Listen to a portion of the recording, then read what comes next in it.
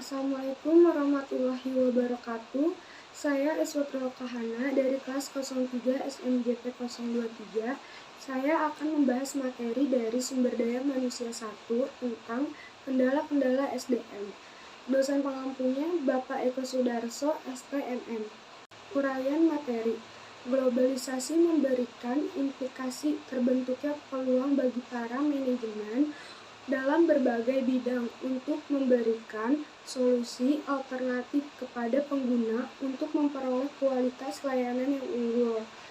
Kesulitan yang dihadapi oleh MSDM di masa yang akan datang tentu tidak akan sama lagi dengan kondisi masa lampau.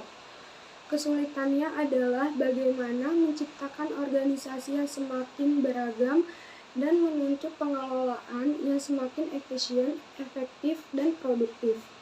MSDM akan banyak menghadapi kendala, internal maupun eksternal, dalam mewujudkan tujuan dan sasaran organisasi. Berikut penjelasannya. Faktor eksternal organisasi. Faktor lingkungan atau keadaan yang bersumber dari luar organisasi yang dapat menghambat usaha peningkatan fungsi sumber daya manusia yang mendukung terciptanya tujuan organisasi. Faktor tersebut adalah angkatan kerja, peraturan atau hukum perundang-undangan, persaingan, konsumen, serta perubahan teknologi, ekonomi, dan masyarakat. 1. Angkatan kerja. Angkatan kerja merupakan kelompok individu dari luar yang menjadi pekerja dalam organisasi. Kemampuan dan tenaga kerja organisasi menentukan beberapa besar organisasi dapat meraih misinya. Sejak tenaga kerja baru dipekerjakan dari luar organisasi, angkatan kerja dipertimbangkan sebagai faktor lingkungan eksternal. Angkatan kerja selalu berubah dan pergantian ini menimbulkan perubahan angkatan kerja dalam organisasi. 2. Persaingan.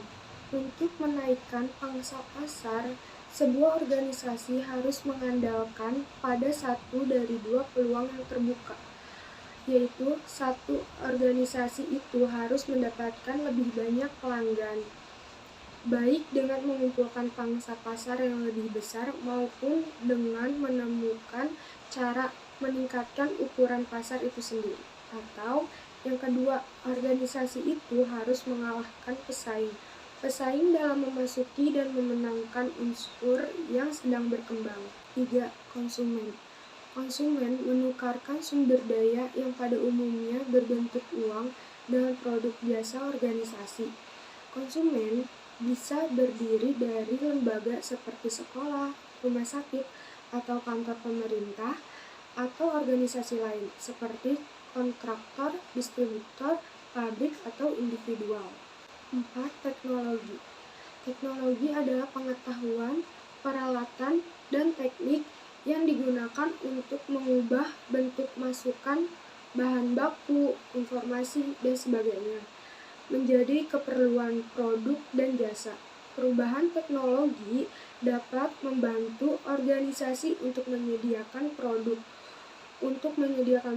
yang lebih baik atau menghasilkan produk secara lebih efisien.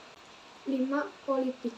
Variabel unsur politik termasuk undang-undang, peraturan, dan keputusan pemerintah yang memimpin dan mengatur perilaku usaha. Banyak peraturan dan perundang-undangan yang mempengaruhi organisasi dihasilkan melalui proses politik. Peran pemerintah dalam mempengaruhi kegiatan organisasi dapat dilihat dari pembicaraan pemerintah sebagai lingkungan eksternal.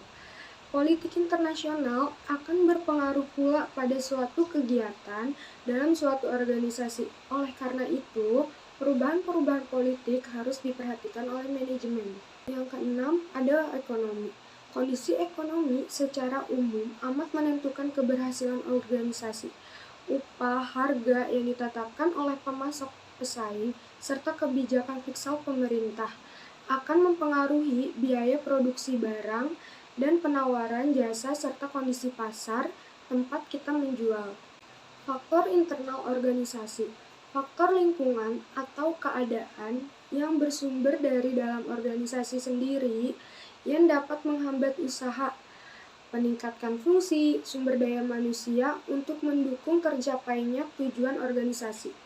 Faktor tersebut antara lain misi, kebijakan, budaya organisasi, serikat pekerja, dan pemegang saham. Keadaan dan perubahan-perubahan lingkungan eksternal dan internal di atas dapat mengakibatkan masalah-masalah seperti biasa tenaga kerja yang lebih besar dan terbatasnya tenaga kerja yang berkualitas. Adapun variabel internal dapat dijelaskan sebagai berikut. 1. Ada misi. Suatu yang menyangkut keberadaan organisasi di dalam masyarakat, setiap entitas mempunyai peranan sendiri. Peran tersebut akan menentukan misi atau maksud keberadaan mereka dalam masyarakat tersebut. Jika mereka tidak mempunyai misi atau maksud keberadaan, maka entitas tersebut tidak akan mempunyai eksistensi. 2. Kebijakan. Kebijakan juga merupakan rencana karena merupakan pernyataan atau pemahaman umum yang membantu mengarahkan pengambilan keputusan. Seringkali kebijakan merupakan pernyataan tidak tertulis. Kebijakan membatasi pengambilan keputusan dalam wilayah tertentu dan memastikan agar keputusan tersebut konsisten dan mengarah pada tujuan organisasi. 3. Budaya perusahaan. Budaya perusahaan merupakan sistem dari nilai-nilai dan kepercayaan yang disepakati bersama yang memberi arti pada anggota dari organisasi tersebut dan aturan-aturan yang berlaku. Nilai-nilai ini bervariasi, bergantung pada pandangan masing-masing. Nilai-nilai ini juga menciptakan peluang dan rencana strategis setiap sikap dan kepribadian yang membentuk individu. Budaya organisasi membentuk tanggapan dari anggota-anggotanya. 4. Pemegang saham dan dewan direksi. Pemilik perusahaan disebut pemegang saham. Struktur organisasi publik yang besar memungkinkan pemegang saham untuk mempengaruhi organisasi dengan menggunakan hak suara. 5. Serikat pekerja. Serikat pekerja adalah kelompok karyawan yang bersama-sama mewujudkan kesepakatan secara kolektif. Manajer personalia untuk umumnya berhubungan dengan sebuah organisasi pemasok. Tenaga kerja kadang-kadang dibutuhkan manajer lain yang memiliki tugas khusus dan bertanggung jawab atas negosiasi. 6. Sistem informasi. Kualitas informasi akan mempengaruhi kualitas kontribusi Departemen Sumber Daya Manusia yang digunakan dalam pengambilan keputusan personalia. Departemen manapun dalam organisasi, termasuk personalia, membutuhkan informasi merupakan informasi yang akurat dan valid. Kemampuan untuk memperoleh data dan informasi merupakan tantangan tersendiri bagi Departemen Personalia. Untuk itu, perlu adanya dukungan teknologi yang dapat membantu dan mengembangkan sistem informasi sumber daya manusia. Departemen Personalia memerlukan informasi secara detail. Meningkatnya kualitas kontribusi Departemen Personalia bergantung pada kualitas informasinya. 7. Perbedaan individu karyawan. Masing-masing individu memiliki perbedaan satu sama lain, seperti berbeda karakter, sifat, fisik, intelijenis, bakat, kemampuan, nalar, kepribadian, dan ego. Perbedaan ini hendaknya diperhatikan oleh manajemen dalam melaksanakan kegiatan-kegiatan perencanaan sumber daya manusia, penilaian prestasi kerja, perencanaan karir, dan administrasi sumber daya manusia pada umumnya. 8. Sistem nilai manajer dan karyawan.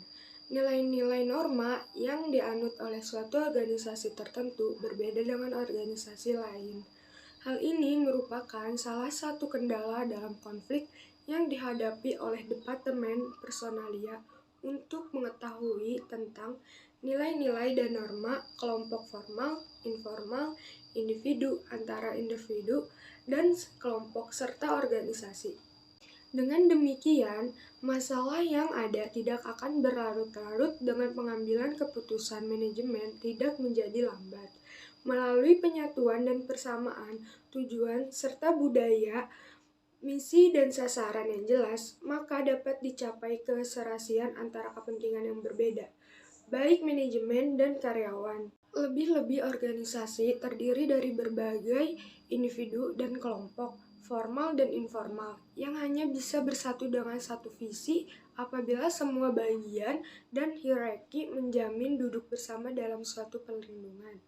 Jadi segitu dulu materi dari saya tentang kendala-kendala SDM. Terima kasih untuk semuanya yang sudah menonton dari awal sampai akhir. Semoga materinya dan ilmunya juga bermanfaat. Sekian dari saya. Wassalamualaikum warahmatullahi wabarakatuh.